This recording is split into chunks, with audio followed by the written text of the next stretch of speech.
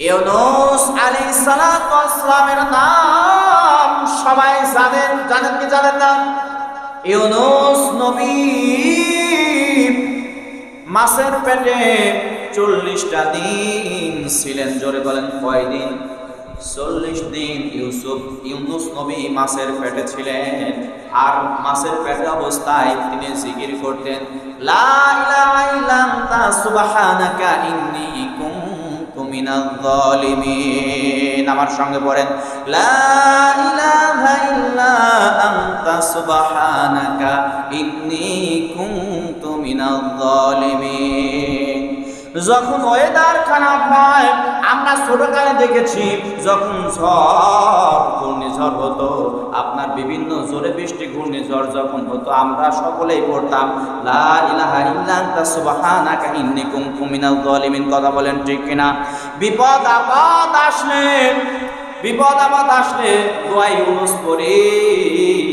আর যখন দেশ বিপদে থাকে তখন ডক্টর ইউনূস। কথা বলেন ঠিক কিনা? যখন আমরা বিপদে পড়ি দোয়া ইউনূস পড়ি, আর যখন দেশ বিপদে পড়ে তখন ডক্টর ইউনূস আসে।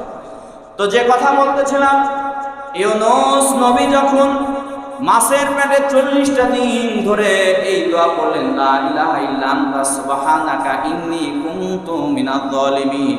এই দোয়া পড়তে পড়তে মাছটা হজম না করতে পেরে 40টা দিন সমুদ্রের পাড়ে, 40 দিন পরে সমুদ্রের পাড়ে ওগরা দিলেন। ওগরা দেওয়ার পর সেই দিন ইউনূস নবী মাছের পেট থেকে নাজাত পেলেন, মুক্ত হলেন।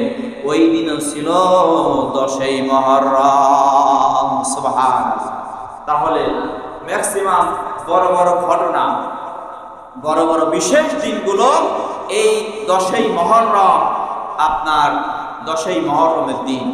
এজন্য সবচাইতে বড় ঘটনা আমাদের দেশে যে আলোচনা করা হয় কারবালার ঘটনা, এটাও 10ই মুহররম। কয় মুহররম? 10ই মুহররম। শিরা মুসলমান ভাইরা আমার, করিবুন বালা, করিবুন মানে কাছে, বালা মানে বালা মুসিবত, বিপদ আপদ। করিবুন বালা বিপদ নিকটে, করিবুন বালা থেকে কারবালা। করিবুন বালা জায়গার নাম, করিবুন বালা বিপদ নিকটে, সেই থেকে কারবালা। এই কারবালার ময়দানে ইমাম হুসাইন রাদিয়াল্লাহু তাআলা আনহু যখন আপনার রওনা দিলেন, রওনা দেওয়ার পর ইমাম হুসাইন রাদিয়াল্লাহু তাআলা ওনার সঙ্গে মুসলমানের সংখ্যা ছিল 72 জন কি 73 জন মুসলমান ছিল।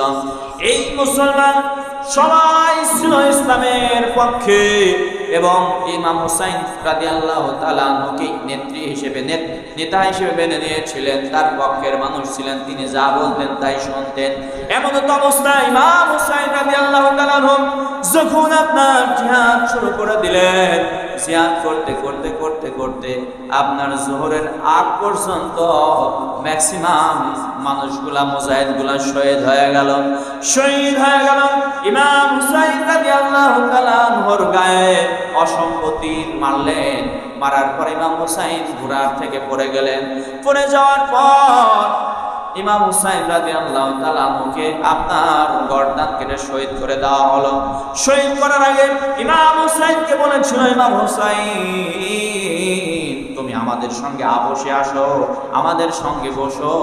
ইমাম হুসাইন বলছিল, না না না, আমি নবীর দহিত্র, আমার নবী, আমার নানা জান কখনো বাতিলের সঙ্গে আপোষ করে না, আমিও বাতিলের সঙ্গে আপোষ করতে পারবো না, আমি কখনো সমঝোতায় আসতে পারবো না, আমি তোমার কথা আমি মানতে পারবো না।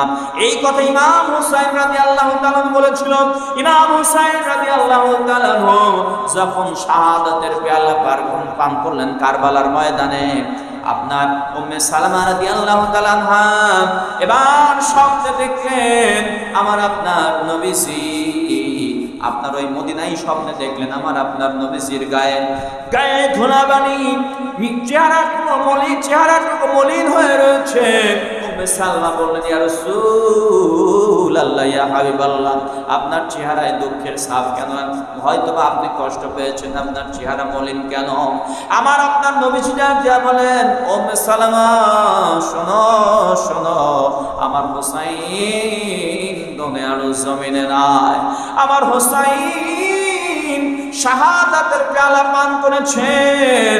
ইমাম হুসাইন রাদিয়াল্লাহু তাআলা যখন দুনিয়া থেকে শাহাদাতের পেয়ালা পান করলেন, শাহাদাতের পেয়ালা পান করার পরে এই গোটা দুনিয়ায় আপনার 3টা মাস অস্বাভাবিক ছিল। সূর্যের আলো কারোর বাড়ির দরজাতে যদি পড়তো, কারোর বাড়ির উপর সূর্যের আলো পড়ছে, কারোর দেওয়ালে সূর্যের আলো পড়ছে, ওই সূর্যের আলোটা কেমন যেন রক্তিম, কেমন যেন রক্তের মতো লাল টকটকে ছিল। অস্বাভাবিকভাবে প্রাকৃতিক পরিবেশ হয়ে গেল। এই রকম দীর্ঘ লং টাইম 3টা মাস এইভাবে অস্বাভাবিক আপনার প্রাকৃতিক পরিবেশ হয়ে গিয়েছিল। এই সমস্ত বিষয় হয়েছিল ইমাম হুসাইন রাদিয়াল্লাহু তাআলা শাহাদাত বরণ করার পরে। কিন্তু আমি আপনাদেরকে একটা বিষয় বলতে চাই, আমি আজকেও দেখলাম সকালবেলা কিছু লাল পতাকাধারী মানুষ আপনার কার্সের নাম বলা হয়, আপনার কালো পতাকা টানায়, লাল পতাকা টানায়। এবং অনেকে আছে আমাদের বাংলাদেশে ঢাকাতে পাওয়া যায়, চট্টগ্রামে পাওয়া যায়, বিভিন্ন জায়গায় রয়েছে।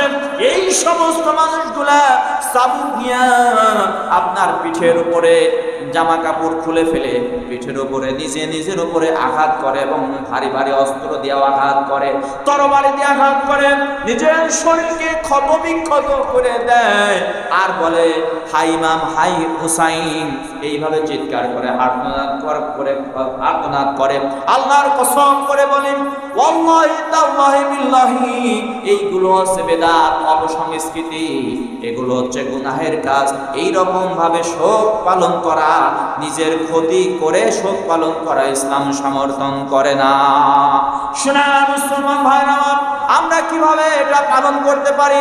আমরা পালন করার সবচাইতে বড় আমল হচ্ছে, আমার আপনার নবীজি যখন হিজরত করে মক্কা ছেড়ে মদিনায় চলে গেলেন, মদিনায় যাওয়ার পর আমার আপনার নবীজি দেখতে পান ইহুদিরা 10ই মুহররমের দিন রোজা রাখছে।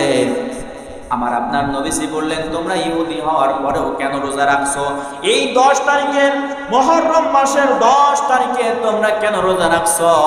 ইহুদিরা ডাক দেয়া বলেন, ও মুহাম্মদ শোনো, এই দিনে মুসা কালিমুল্লাহ আলাইহিস সালামকে আল্লাহ তাআলা নীল নদের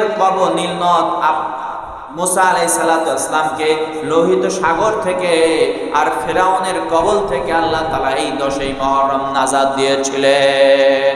এবার আমার আপনার নবীজি বললেন, ও সাহাবীরা শোনো শোনো, এই ইহুদির চাইতে আমাদের হক মুসা নবীর কাছে সবচাইতে বেশি। আমরা সবচাইতে বেশি নবীদেরকে ভালোবাসি, মুসা কালিমুল্লাহকে আমরাও ভালোবাসি, তিনি আমাদের ভাই নবী পয়গম্বর ছিলেন।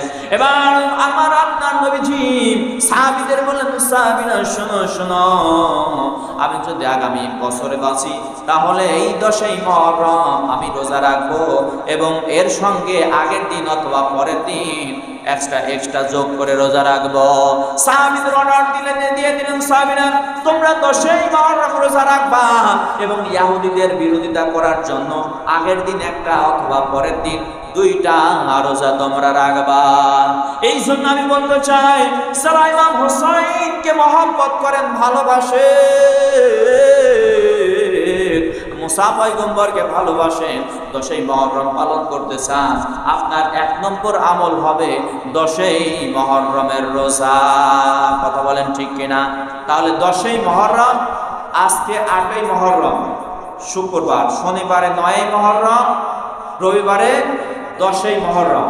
আপনারা রোজা রাখবেন 10ই মুহররমে একটা, আর আগের দিন অথবা পরের দিন, শনিবারে একটা, রবিবারে একটা, অথবা রবিবারে একটা, সোমবারে একটা। বুঝতে পারছেন? 2টা রোজা রাখতে হবে, কারণ রাসূলুল্লাহ সাল্লাল্লাহু আলাইহি ওয়াসাল্লাম বলেছে যে তো ইহুদিরা যদি একটা রাখে, আমরাও যদি একটা রাখি, তাহলে তাদের সাথে মিল হয়ে যায় না? মিল হয়ে যায়। এই জন্য ভিন্নতা প্রকাশ করার জন্য, তাদের বিরোধিতা করার জন্য মুহররমের রোজা আপনারা 2টা রাখবেন। কয়টা রাখবেন? 2টা রাখবেন। শনিবারে একটা, রবিবারে একটা, অথবা রবিবারে একটা, সোমবারে একটা। তাহলে রবি সোম রাখলে বেটার হয়। সেটা হচ্ছে সোমবার আর বৃহস্পতিবারে রাসূলুল্লাহ সাল্লাল্লাহু আলাইহি ওয়াসাল্লাম রোজা রাখতেন।